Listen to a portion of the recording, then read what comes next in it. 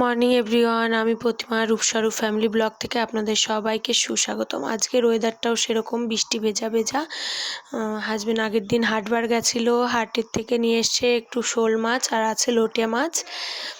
এই যে সংসারের ডেইলি যা আমি করি সেটাই কিন্তু আপনাদের সঙ্গে শেয়ার করি। প্লিজ আপনারা সাপোর্ট করবেন, লাইক করবেন, কমেন্ট করবেন, আমার আরও উৎসাহ বাড়বে রোজ দিন ভিডিও দেওয়ার।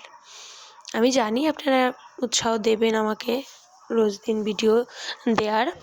আমি এই যে সকালবেলায় কাজের দিদি এসে থালা বাসন মাজতে চলে গেল, আমি রান্নাঘরটাকে পরিষ্কার করে নিলাম, মানে গ্যাস ট্যাস মুছে নিলাম। মুছে নিয়ে মাছগুলো বের করে নিলাম, বের করে তারপর জল দিয়ে ভিজিয়ে রাখলাম। ভিজিয়ে এইখানে মুখি কচু পরিষ্কার করে নিলাম, আর ব্যাগ থেকে আলু পেঁয়াজ বের করে নিচ্ছি। কাঁকরোলগুলো আলাদা করে রাখলাম, রেখে ঝুড়িটাকে আলাদা জায়গায় রেখে আমি এখানে মুখি কচুগুলো পরিষ্কার করে নিয়ে সিটি মেরে দেবো। সিটি মেরে আমি এইদিকে ভাতটাও বসিয়ে দেবো। এইদিকে ভাত এগুলো হতে থাকবে, তারপরে আমি ঘর ঝাড় দেবো, আদার্স অন্য কাজ করতে আসবো।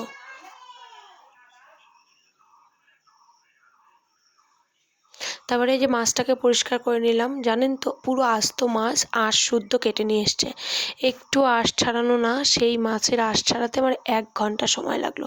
তারপরে এইখানে জলের বোতলগুলো ছিল, জলের বোতলগুলো আমি রান্নাঘরে নিয়ে আসলাম। বক্স জানলায় নামিয়ে রেখে গেছে দিদি, জল ভরে দিয়ে যাবে। তারপরে আমি ঘরটাকে ভালো করে ক্লিন করে নিলাম, মানে ঝাড় দিয়ে পরিষ্কার করে নিয়ে তারপর বেসিনটাকে পরিষ্কার করে নিলাম। ডেইলি যে কাজগুলো করি আমি কিন্তু আপনাদের সঙ্গে সেটাই শেয়ার করি। আপনাদের যদি ভালো লাগে প্লিজ সাপোর্ট করবেন। আমি ব্রাশ করে ফ্রেশ হয়ে এবার ঢুকবো প্রপারভাবে রান্নাঘরে রান্না করতে। তার মধ্যে ছেলেকেও একটু খেতে দিয়েছি, ছেলেকে খাইয়ে নিয়ে তারপর বড় ছেলের স্কুলে টিফিন বানিয়ে দেবো রান্না করতে করতে। এদিকে আমার ভাত বসানো হয়ে গেছে। তারপর এই যে বড় ছেলের টিফিন করছি, একটা রোল বানিয়ে দিচ্ছি। 2টো রুটি দিয়ে মাঝখানে ডিম দিয়ে ওপরে একটু শসা পেঁয়াজ কুচি দিয়ে একটু সস দিয়ে একটু বিট লবণ দিয়ে ছেলেকে রোল করে দিলাম, সে খেয়ে স্কুলে চলে গেল। আর এইদিকে আমার মুখি কচু দিয়ে শোল মাছ পুঁই শাক দিয়ে হাজবেন্ড আসলো দোকান থেকে, ওকে খেতে দিয়ে দিলাম। এরপর ওই যে ছোট ছেলেকে খাওয়াবো, নিজে খাবো, খেয়ে স্নান করব।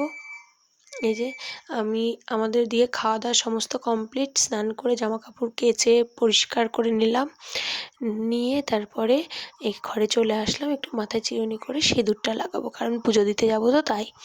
এখানে সিঁদুর লাগিয়ে আমাদের প্রপার সনাতনী বউরা যেটা করে আমিও কিন্তু সেটাই করি। আমি ভিকোর ক্রিম নিই মুখে, তাই নিয়ে নিলাম। স্নান করে ঠাকুর ঘরে ঢুকে আমি একদম ঘরটাকে ক্লিন করে নিলাম, পুছে পরিষ্কার করে। তারপর পুজোর থালা বাসনগুলোকে মেজে নিলাম।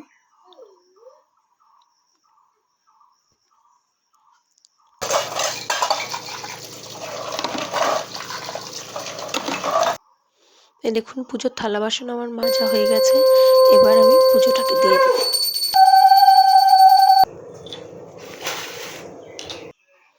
পুজো দেওয়া আমার কমপ্লিট। আমি ঠাকুর প্রণাম করে নিয়ে এখন বেরিয়ে যাব। দেখুন আমার ঠাকুরের আসন, এটা আমার শাশুড়ি মায়ের গুরুদেবের আসন, এটা লক্ষ্মীনারায়ণ আর এটা মহাদেবের।